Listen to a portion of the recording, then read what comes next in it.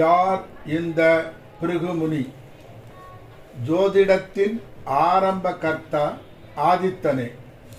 சப்த ரிஷிகளில் முதன்மையானவர் பிருகு மகரிஷி. இவரே ஜோதிடத்தின் தந்தை ஆவார்.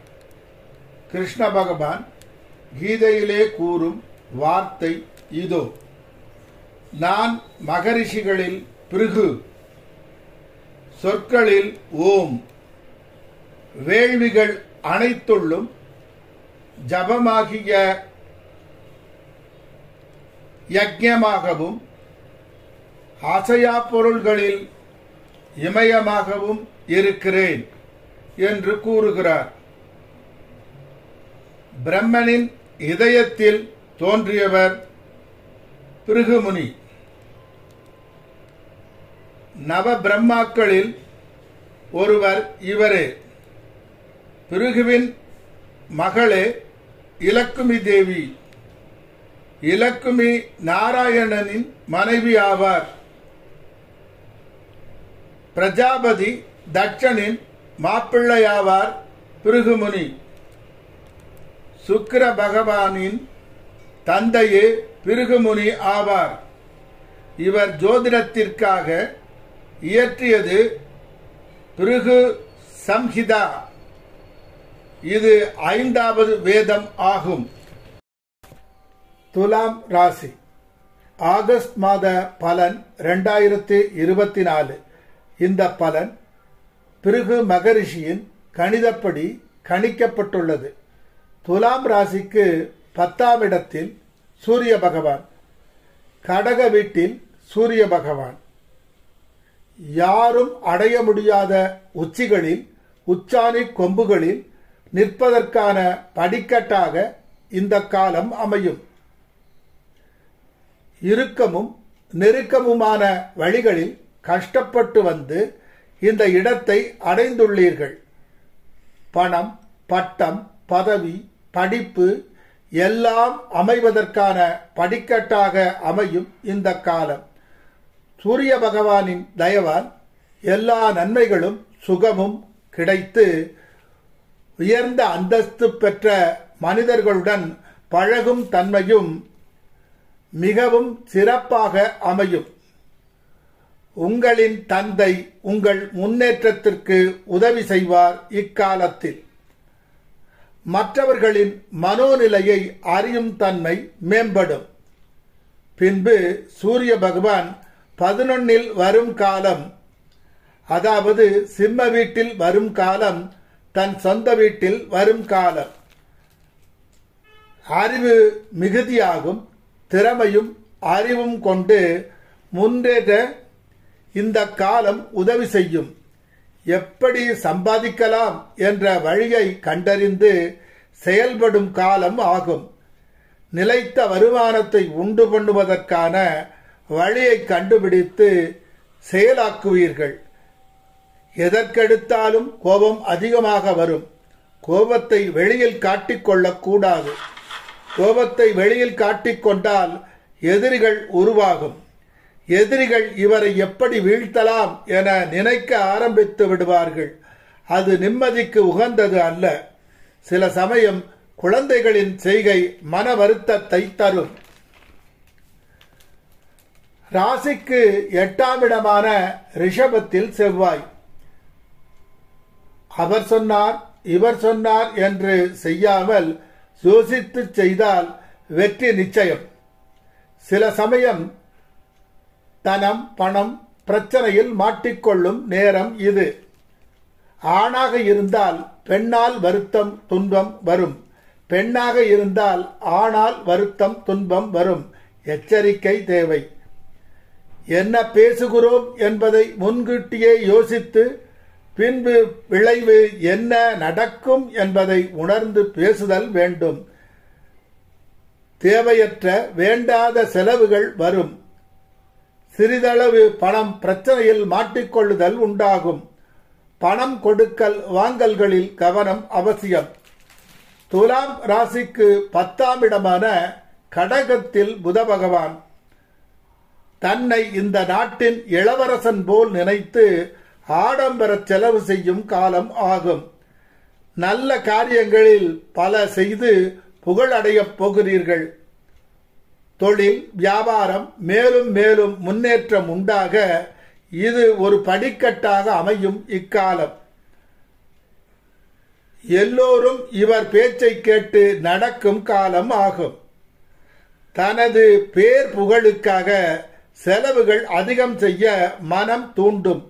எதிலும் அளவு தேவை. பின்பு 11ஆம் இடமான சிம்ம வீட்டில் புத பகவான். சரஸ்வதியின் அனுக்கிரகமும் இலக்குமியின் அனுக்கிரகமும் ஒருங்கே கிடைத்து முன்னேற்ற படிகளை தொடும் காலம் இக்காலம்.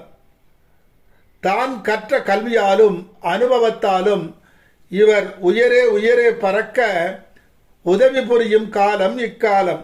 புதிய புதிய கல்விக்காக பணம் செலவும் செய்யும் காலம்.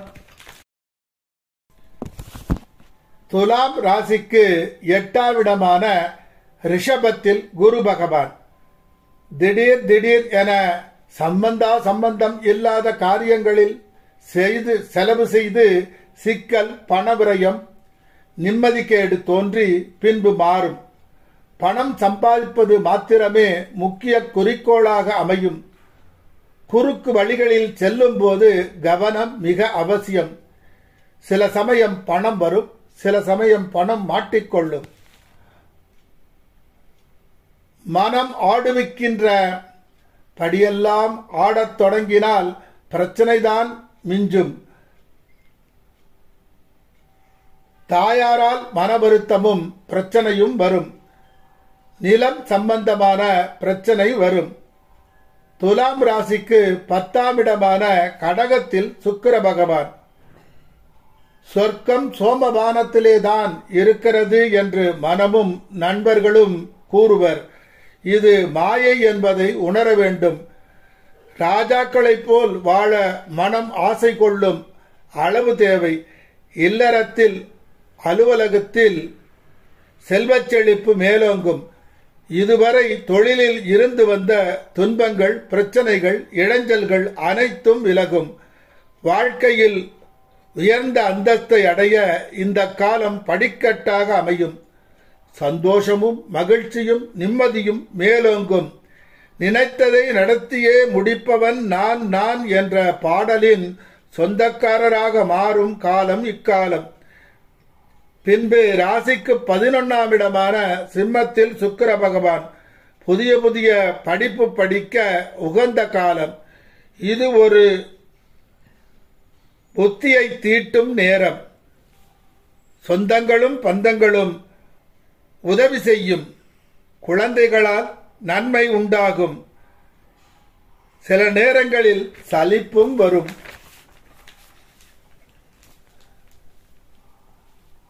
பின்பு ராசிக்கு 12ஆம் இடமான கன்னியில் சுக்கிர பகவான்.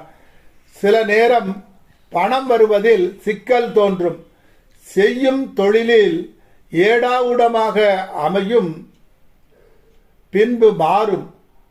உடல் நலத்தை கவனமாக பார்த்து கொள்ள வேண்டும். துலா ராசிக்கு 5ஆம் இடமான கும்பத்தில் சனி பகவான். அறிவு மேம்படும். மற்றவரை வெல்லும் திறமை அதிகமாகும். தன் முன்னேற்றத்திற்காக மேலும் மேலும் படிக்கும் எண்ணம் மேலோங்கும். பணம் சம்பாதிக்க பிரச்சனையை சந்தித்து வந்த நீங்கள் அதில் ஜெயிக்கும் காலம் இக்காலம். குழந்தைகள் நலம், முன்னேற்றம் இவற்றில் கவனம் செலுத்துவீர்கள். தனது மனைவியிடம் அடிக்கடி கோபம் கொள்ளும் நிலை உருவாகும். சரியானபடி கையாள வேண்டும். இவரால் தாயாருக்கும் தாயாரால் இவருக்கும் நன்மை உண்டாகும். துலா ராசிக்கு 6ஆம் இடமான மீனத்தில் ராகு பகவான். எதிரியை பந்தாடும் திறமை மேலோங்கும். இவரை நினைத்தாலே எதிரிக்கு பய உணர்வு மேலோங்கும். எந்த கஷ்டமான சூழ்நிலையையும் மிகவும் எளிதாக வெற்றி கொள்ளும் திறமை ராகு பகவானின் தயவால் மேலோங்கும். இவர் பிற்காலத்தில் புகழின் உச்சியை அடைய இந்த காலம் படிக்கட்டாக அமையும். எந்த காரியத்தை செய்தாலும் அந்த காரியத்தால் தனக்கு என்ன லாபம் கிடைக்கும் என்பதை சிந்தித்து படு எச்சரிக்கையுடன் நடந்து வெற்றியடையும் காலம். மூளை படு சுறுசுறுப்பாக இயங்கும். துலா ராசிக்கு 12ஆம் இடமான கன்னியில் கேது பகவான். ஆசையே அலைபோலே நாமெல்லாம் அதன் மேலே ஆடம்பர வாழ்வு, ஆனந்த வாழ்வு வாழ மனம் அதிகம் ஆசை கொள்ளும். மற்றவர் படும் துயரத்தை துடைக்க செலவு செய்ய வேண்டும் என்ற எண்ணம் சில சமயம் அதிகமாக ஆகும். சில சமயம் கடன்பட்டு கூட செலவு செய்ய நேரிடும். அளவோடு திட்டமிட்டு கட்டுக்குள் அடங்கும்படி செய்ய நலம் தரும். பரிகாரம்: ஓம் சரவணபவா என்ற காயத்ரி மந்திரத்தை தினமும் 108 முறை ஜெபம் செய்ய நலம் உண்டாகும்.